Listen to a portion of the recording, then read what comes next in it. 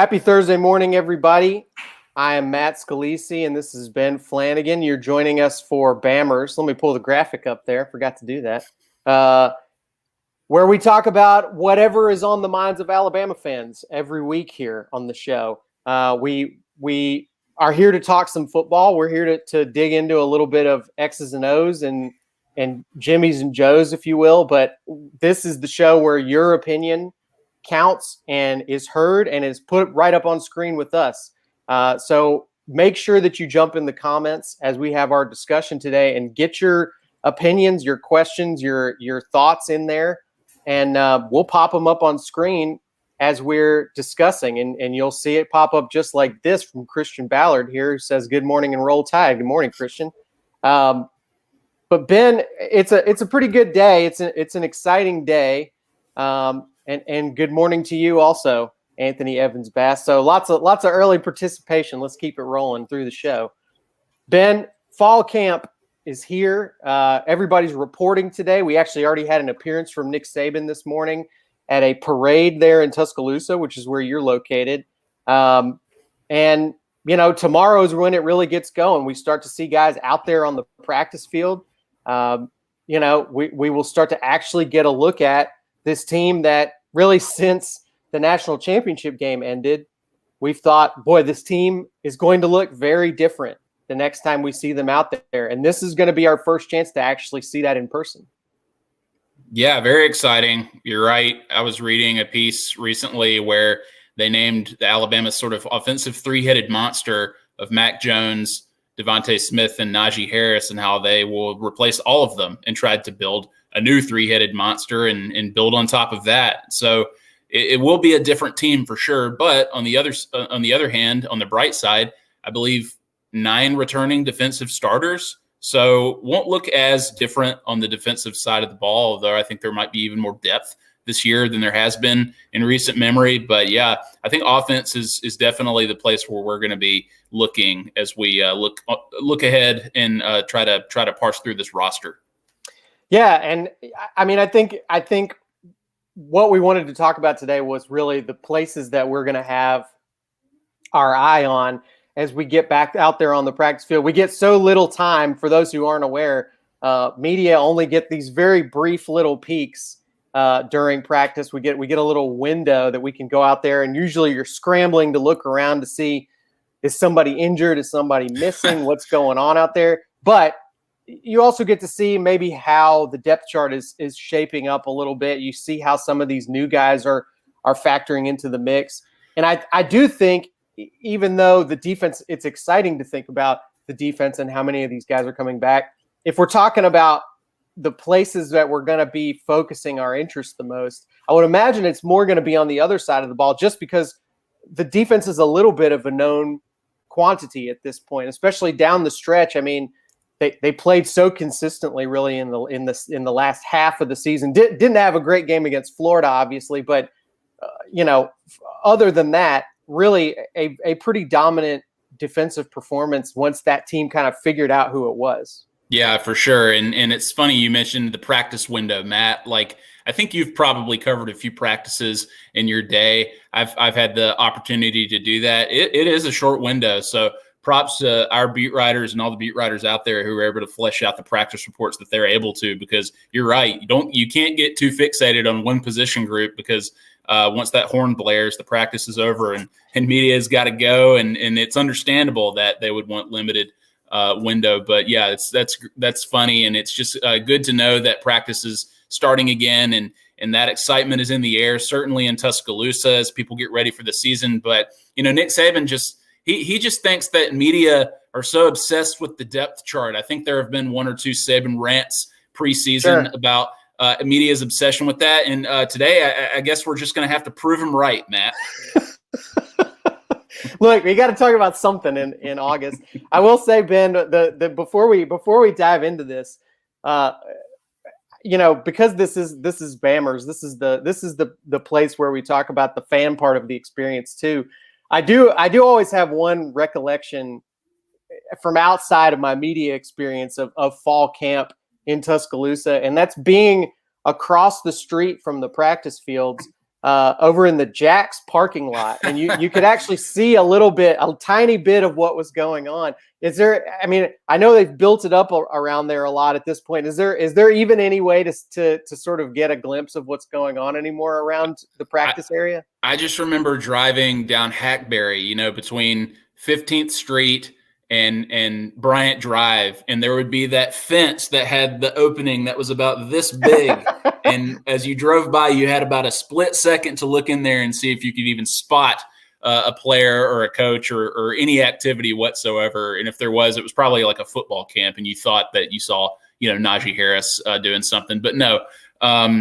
Yeah, you wonder if people are staked out on top of Jack's right now, like enjoying a biscuit and like looking through some binoculars and getting kicked off subsequently. And, you always wonder about those condos that are high enough to see over that fence. If people rent those for the explicit purpose to see what's happening during fall camp and practice and things like that. But I won't get into any sort of conspiracy theories here, Matt. But yeah, it's always interesting. Yeah, I haven't gotten any intel from any of those folks yet, though. More so on the Jack's menu than Alabama practice. When did Dabo know, and how did he know it? Exactly. So let's dive in. And Ben, I think I don't know how many questions in terms of the depth chart there are about this position, but I know one of the first things that we're planning on aiming our cameras at when practice kicks up tomorrow is the quarterback position. We all want to see Bryce Young. We're all very curious about what he's going to look like this year and what his command of the offense is like. I feel like this is an interesting spot because we're heading into a season with a brand new starter at quarterback. We've really arguably seen less of Bryce Young than maybe even a lot of other guys who are first-time starters heading into the season. But I don't sense a ton of hesitation or doubts from the fans. I mean, y'all let me know in the comments if I'm wrong, but it seems like there's pretty high confidence in this guy for someone who has really not played substantial minutes yet. Yeah, he's as much of a quote unquote sure thing in the minds, I think, of a lot of fans in terms of having the starting job, not necessarily being a sure thing at the position, because there's always that mystery, that curiosity, that anticipation going into a season. A lot of questions at the quarterback position, as you mentioned before, but people seem to think that Bryce Young will be the starter. Nick Saban has not really given any sort of indication otherwise. Usually there's a quarterback battle that's widely publicized by us and others in terms of who will be named the starter. Now, he certainly hasn't named Bryce Young the starter, but he talks as though Bryce Young is the guy at SEC Media Days. And it's interesting, Matt, because I am zeroing in on quarterback, because if it's not the starter, I think Alabama's fans are obviously interested in who the backups are. How do they look? What is the potential for them in case Bryce Young were, God forbid, get injured or something if he is the starter? So people want to know how those players look, are always interested to learn what kind of reps those guys have, who's getting second team reps, who's getting third team. If you look at our colleague Mike Rodak's breakdown or projection of what the depth chart could look like in 2021, he says the biggest question is whether freshman Jalen Milroe will be the backup, whether he will take over the number 2 duties. And people have given him positive reviews, folks who have seen him. And I think we're under the assumption that Paul Tyson would be the number 2 guy, the backup, and he may very well be. Maybe Paul Tyson will start, Matt. Who knows? I mean, we don't necessarily know what's going to happen, but we have to assume that Bryce Young will be the starter. The reviews have been great. People seem very high on him. And I think that if there was going to be a major quarterback battle going into the season, Saban probably would have not even hinted at it, but explicitly said that. Yeah, I think so. And I'm totally with you on Jalen Milroe. I'm excited to see some of him. I do believe that experience matters to Saban, and I think for that reason that at least starting the season, Paul Tyson's probably the second guy that goes out there. But this, playing out over the course of the year, provided that Bryce Young stays healthy, I think it's an opportunity for Jalen Milroe in practice every day.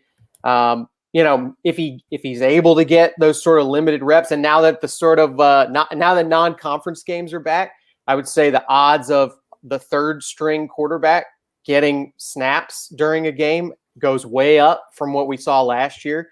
But yeah, I mean, I think for the most part, I think Bryce Young is the guy that people. It's not a matter of whether he's the best guy. I think it's a matter of how good is he and how far can he take the team. And you know, I said I wasn't sensing a lot of skepticism. Robert Smalls here says, I hope I'm wrong, but I'm just not sold on Bryce Young yet. I need to see him play a full game. He just doesn't look like your typical quarterback to me. And I will say this, Robert, you know, I think if you're judging based on the snaps we saw him play last year, really, really tough to gauge much of anything. I don't think that he was out there to do a whole lot.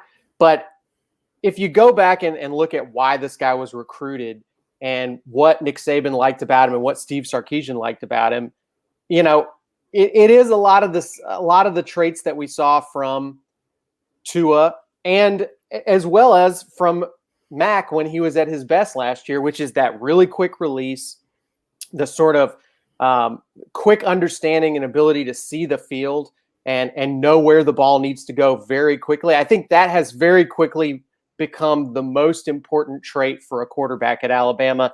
It's not necessarily the athleticism anymore. It's not the arm strength, although those things are important. It is how fast does this play operate in your brain? How fast do you know where the ball needs to go? Because I think that's what killed everybody last year. That's what made Alabama's offense just such a juggernaut and almost impossible to stop was it doesn't matter what you threw at the quarterback. The ball was coming out, and he knew if his first option wasn't there, he knew immediately where to go with it. So if Bryce Young is able to do what he did in high school and operate at that level mentally and get the ball out very quickly, I think there's no reason why this offense can't continue to mostly look like what it looked like under Tua and Mac. Yeah, you throw in the dual threat element there too, though, Matt. For sure, doesn't hurt. Yeah, he certainly seems like somebody who has more mobility than Mac Jones, certainly, but that wasn't an issue for Mac Jones last year, obviously, right. But even more so than Tua. And Tua obviously was a good athlete. He had some great plays where he scrambled and ran. Obviously, you think of that 2018 run at LSU that apparently wasn't a Heisman moment, but was an amazing moment nonetheless. So he was able to do it, but he was also not healthy, and his ankle was injured a lot, and so he was unable to move as well as maybe he could have when 100%. And we have seen indications from Bryce Young, whether that was from last year's limited reps or even A-Day this past year, that he appears to be a really good athlete. He appears to have a really quick release, a great arm. Seems like he's accurate, but seems like he can move around in the pocket too and scramble in the event that the play breaks down. So I think people are high on Bryce Young for good reason, just based on what we've seen and also what we've heard. But I think that the fan who chimed in just a few minutes ago, I think it's fair to be skeptical too, sure, because it is a limited sample size of what we've seen from Bryce Young. So everybody looks forward to hearing more from Nick Saban when practice is underway and seeing what he can do on the field.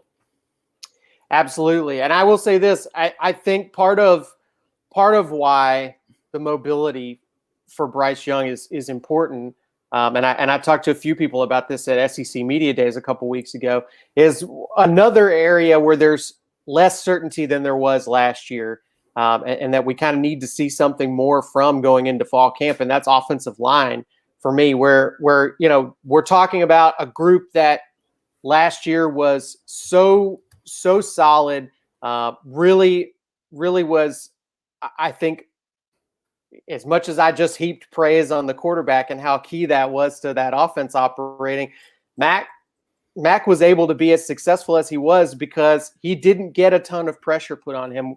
That offensive line was playing together as a unit as good as maybe any offensive line we've seen at Alabama. Also a really dangerous run blocking group because as we saw, they blocked for one of the single greatest seasons in SEC history for a running back. So it was a huge and really productive unit last year. So the question is, you know, how soon can they? I don't think you can expect them to look like that on day one. I think you have to expect a little bit of an evolution.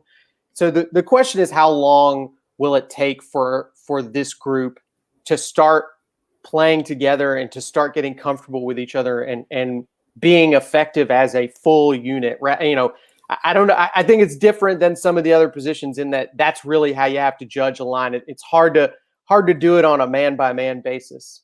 Yeah, certainly, Matt. But thankfully, and I think what can help reassure a lot of Alabama fans is there is a lot of experience on the roster in terms of guys who have been with the program for a few years now. You have standouts like Evan Neal, who is already projected to be a high NFL draft pick because if all goes well this year, just a huge athletic tackle that is expected to dominate at the position.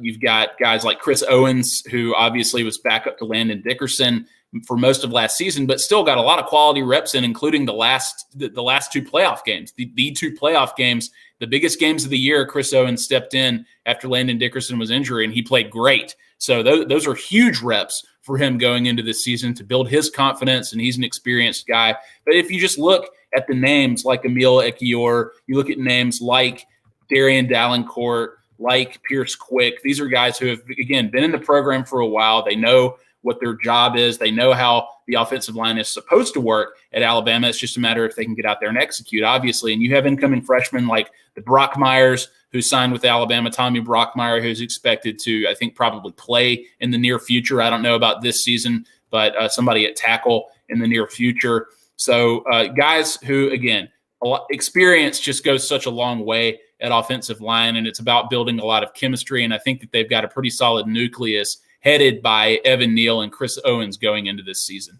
Yeah, not bad to have two very, if you got to bring some guys back, you want the left tackle in the center to be your core of the whole line. But I will say this, I think it's almost falls on deaf ears at this point to say good things about Alabama recruiting, because everybody that's not news. Alabama has the number one recruiting class every year.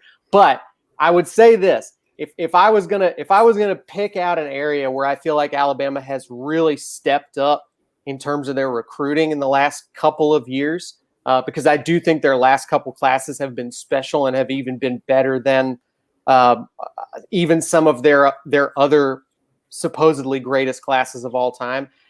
One area where I feel like they've been particularly great recruiting has been offensive line. I think there's some of these young guys coming up through the roster right now are guys who are not just 5-star players at offensive line, but number one overall at their position. Guys that recruiting analysts will tell you they think are generational talents, that they think are potential number one overall draft picks one day. So this is potentially as talented a roster of offensive linemen as Alabama has had under Nick Saban, which is really saying something because they've put a lot of guys in the NFL, and obviously they have to go out there and do it on the field. But this is a group that does not lack for talent. You're not going to have to put undersized guys out there on the field and just sort of hope they play above their potential. And this is going to be a very talented group. It's just a matter of, can they get comfortable with each other? Can they learn each other's tendencies and play well as a unit? You made me feel better, Matt. You made me feel much better. All that talent. Yeah, but look, they got to block for some amazing talent. Like you mentioned, there was an amazing run game led by Najee Harris that those guys could open up for him. But like running back with Alabama this year, that's another position that I've got my eye on in terms of maybe perhaps more limited experience. Najee Harris carried the brunt of the load. Brian Robinson certainly played a big role in Alabama's success running the ball, but he's the man this year. And he appeared like he finished the season strong, especially in that Ohio State game. He had some really strong runs, but he's a talented guy, and it's his turn now, right? Like with Alabama, and that was the case with Najee Harris too. He had to wait his turn to shine as the number one guy. And now Brian Robinson's been in the program. He took that extra year of eligibility, and so he's going to hopefully take advantage of that and shine. But he's got some guys behind him who are extremely talented. We saw Roydell Williams and Jason McClellan make some noise last year as guys who would be the future of the position.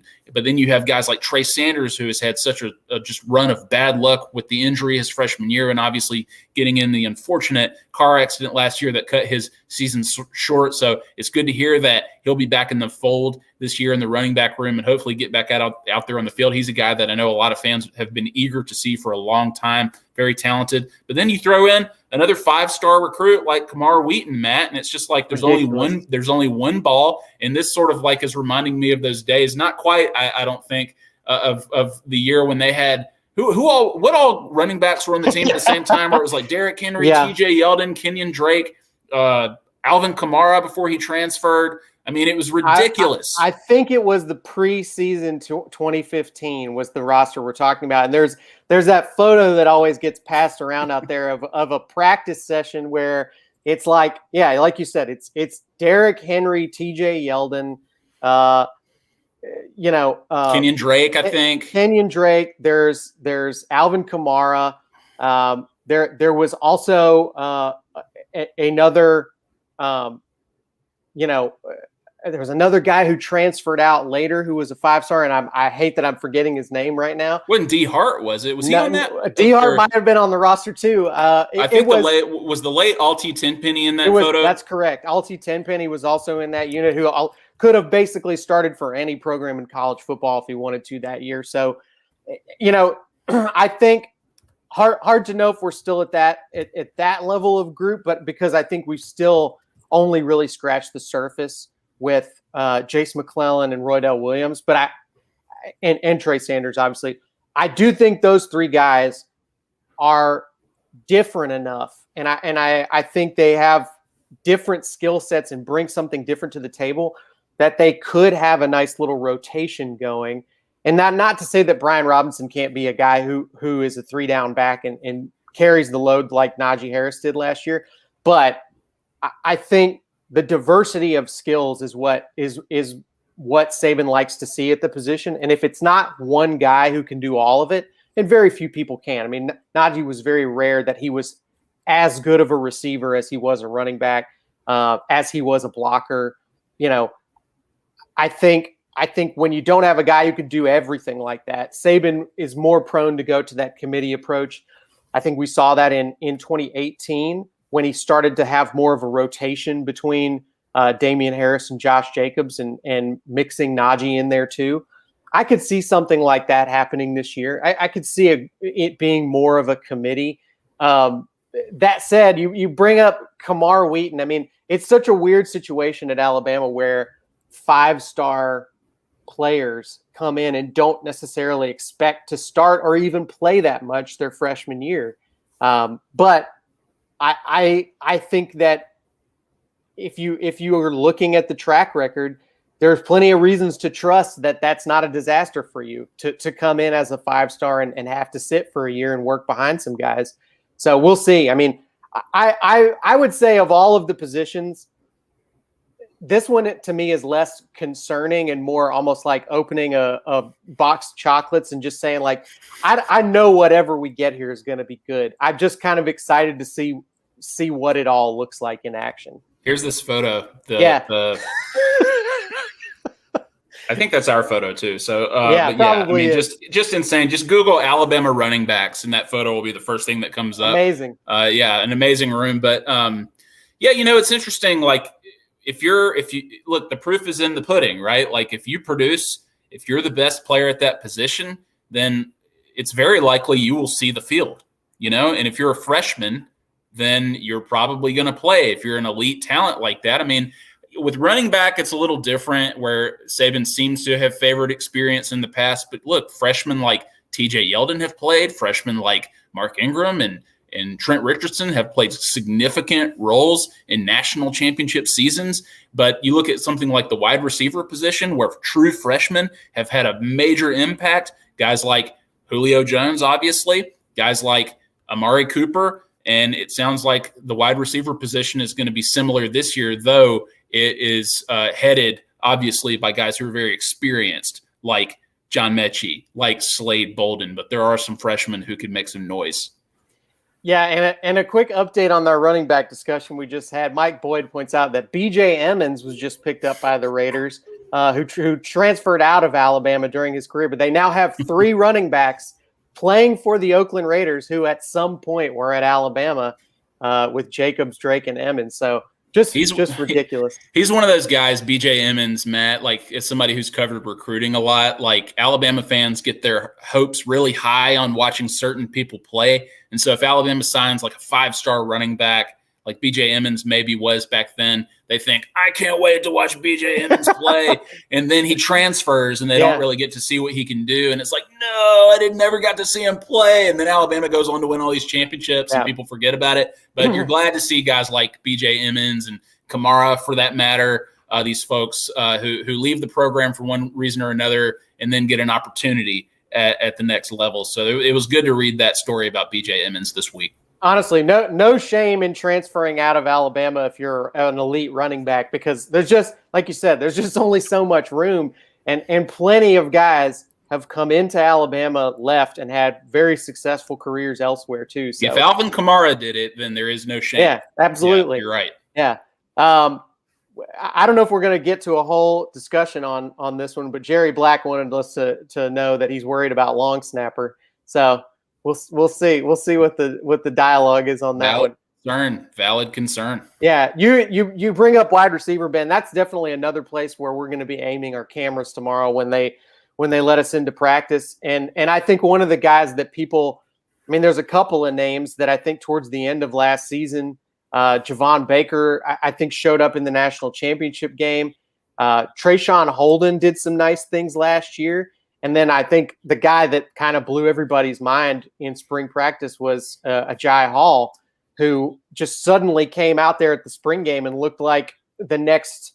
I hate to even label it, but big, physical, athletic receiver, fits right in at Alabama for sure, doing the kinds of stuff he did at the A-Day game. So, I think this is a really compelling spot, because part of your brain wants to say it can't keep happening. They can't keep having guys that are that uniquely talented and dominant at the wide receiver position. For some reason, it feels more normal to me to see an assembly line of them at running back than it does at wide receiver. I can't quite explain why that is, but if you'd told me before last year that Devontae Smith was going to do what he did, I wouldn't have believed it. But it does keep happening, and it does suggest that it's not just all about talent, that some of it is Alabama knows now how to coach these guys into being elite NFL level wide receivers.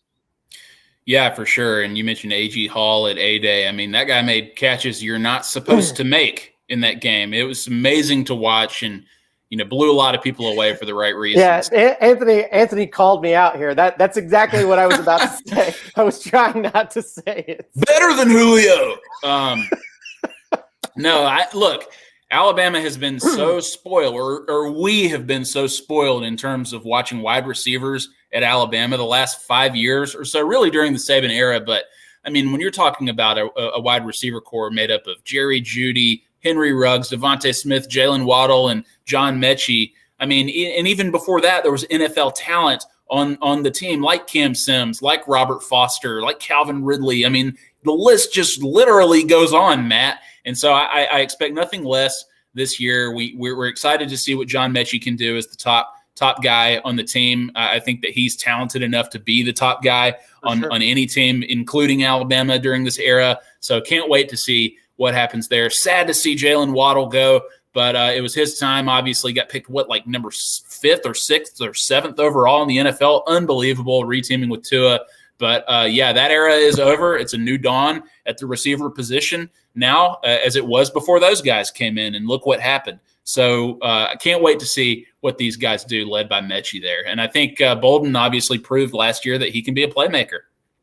No, I agree. I think Bolden is a real solid guy to have in the rotation there. And I do think Mechie, it's so hard to like categorize these guys, because I do think they're all unique in their own way. But to me, Mechie so far reminds me the most of Henry Ruggs III, if I had to have a comparison. I'm not sure he has quite the same flat out speed that Ruggs did, but I think in terms of the way he runs his routes, kind of his strengths and weaknesses as a player, that's who he tends to remind me of.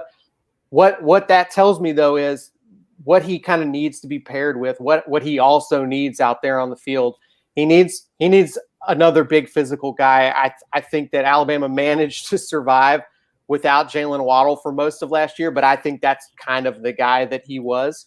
But I think you also do need, and Bolden can be some of this, you need the guy who is the sort of shifty inside route runner who is not afraid of cutting across the field, the guy who can take off on slants, basically the guy who was doing a lot of what Devontae did last year. And I think somebody needs to emerge in that spot more than anything, because I think Agiye Hall and there are other guys who can be that big dominant physical guy on the outside.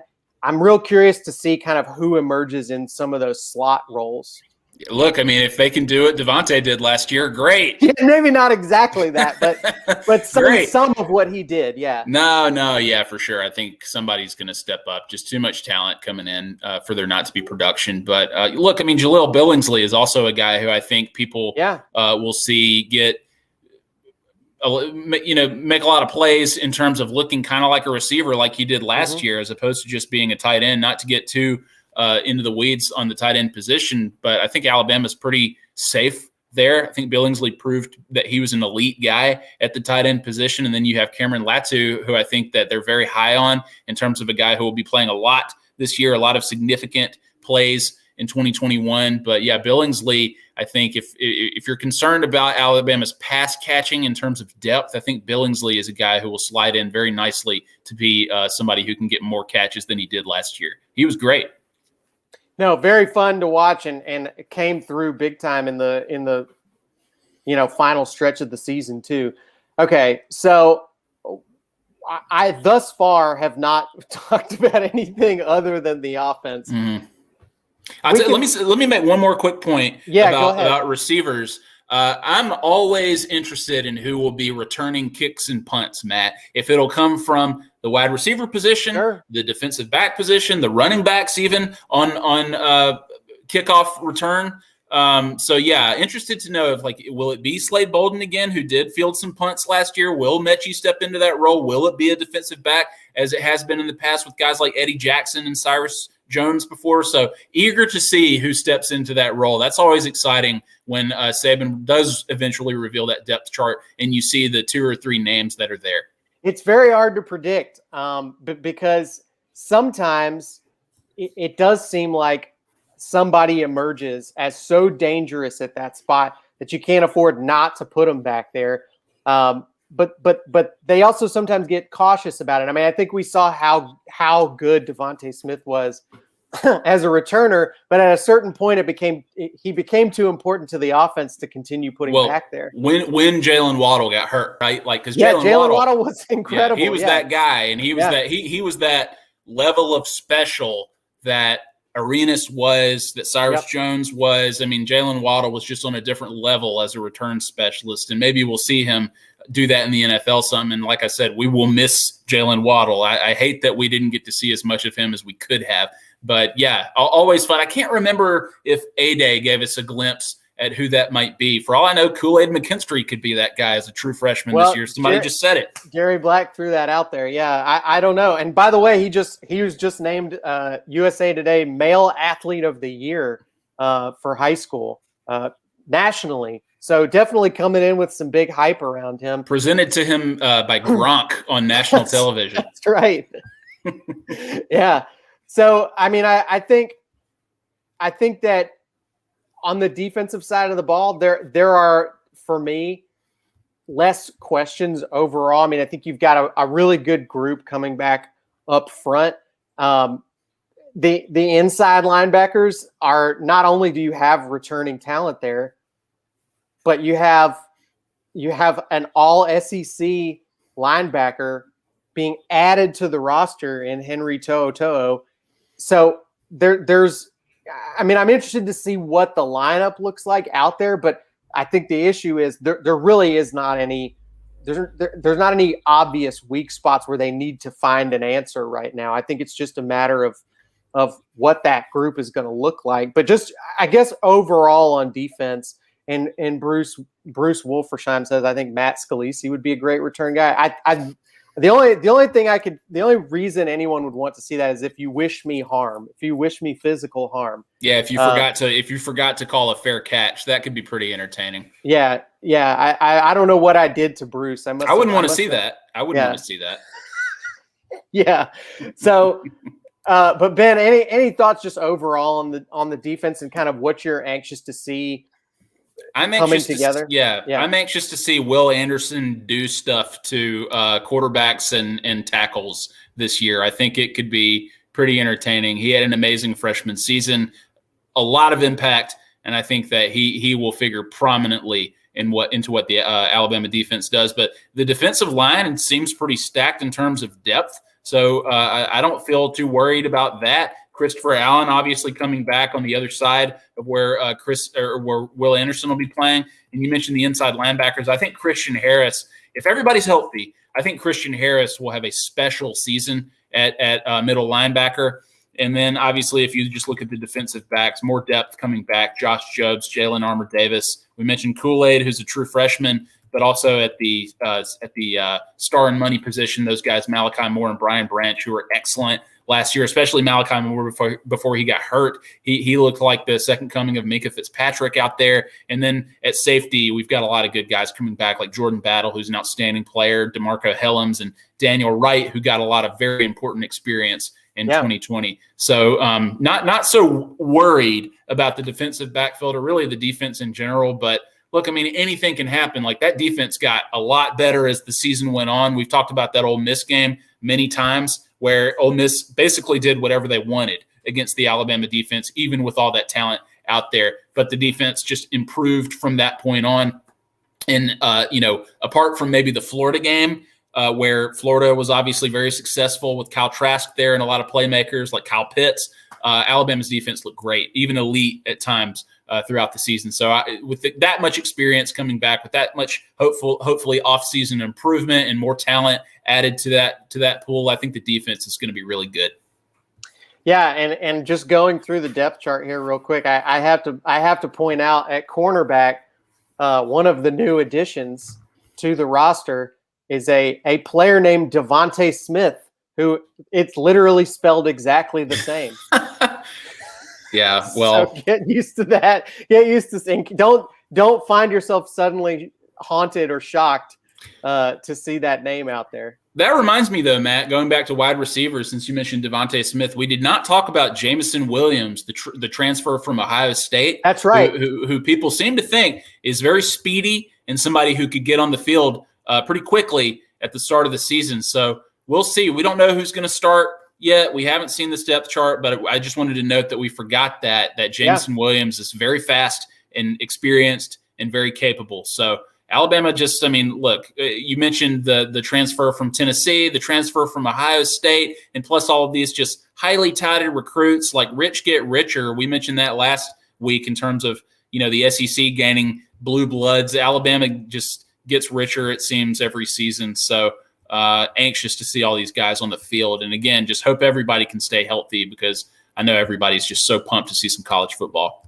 Yeah, one last thing I want to throw out there, and I know we sort of jokingly talked about special teams a little bit, but honestly, punter is Saban brought up at media days that punter is a real question for him right now. He doesn't know who it's going to be. They've got quite a number of guys that will be there in fall camp competing for this job. You finally Alabama's in a position where kicker is not a question for once. And in the entire Saban era, they have total confidence in their place kicker, and here we are without a punter that they feel particular confidence in. So an interesting situation to be in. It wasn't a position that got a lot of work last year. I have to think that at least early on, it will be important to have the ability to flip the field, give the offense a little bit more of a safety net, and give them some confidence as they find their feet. But, right now, just not in a spot where they feel great about who's going to be the person doing that job.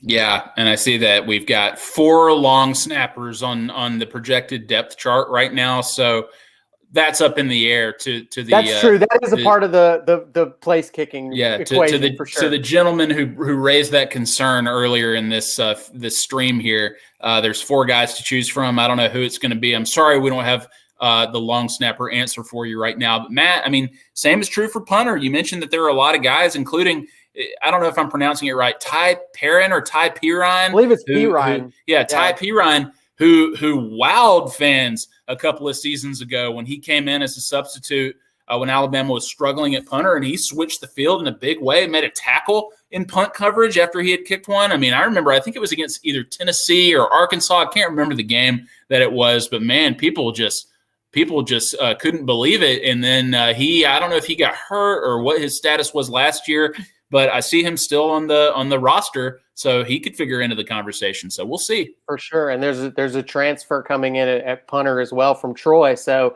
and somebody from Australia, right?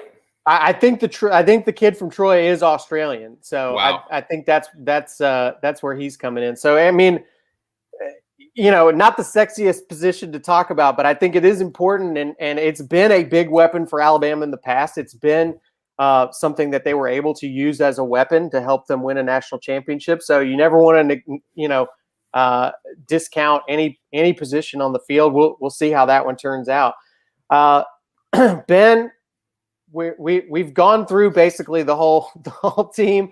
We've had tons of comments today, tons of viewers out there watching. I think people are ready for football, and I'm excited that we finally get to give them some tomorrow on AL.com. We're going to have footage from practice. We're going to have press conferences really kicking off immediately. You should already see some remarks from Saban wherever it is that you're watching this, on YouTube or Facebook. But stay tuned. We're going to have tons of fall camp coverage, and we'll keep doing Bammers all through fall camp and into the season too, to kind of get you guys perspective on whatever it is that's going on. Talk about whatever you guys want to talk about. And man, it really feels like it's kicking off now. It feels like we're getting into it. Yeah, it's amazing. It's always just such a special time, and it seems like it kind of flies by too when it happens. So cherish it, folks. You got to cherish it. And if you're a fan of the Bammers podcast that inspired this show, there will be a new season soon. That is in the can. It's coming soon to AL.com, to your podcast feed. So brand new episodes of the Bammers podcast. So check it out. Go check out the old episodes now, but I've got 7 new ones that I think people are really going to enjoy. If you love Alabama football, I think you're going to love it. And I don't do this enough because I'm not a YouTube personality. But as Bama Fanatic points out here, especially if you're watching on YouTube, like the video and subscribe to the channel if you're not already. That like button. Isn't that what the kids say? Please like and subscribe. No, right. I mean, whatever. We're on YouTube. Why not? Help us out. But yeah, I mean, this feed is about to get real active wherever it is that you're watching, and you're gonna be getting new Bama football content basically every day until well into January, if things go well for the Tide again. So make sure you're subscribed if you're not already, and we'll keep the machine rolling for you. So thanks to everybody who participated today. Thank you, Ben, for joining me on the show, and we will see you guys again next week.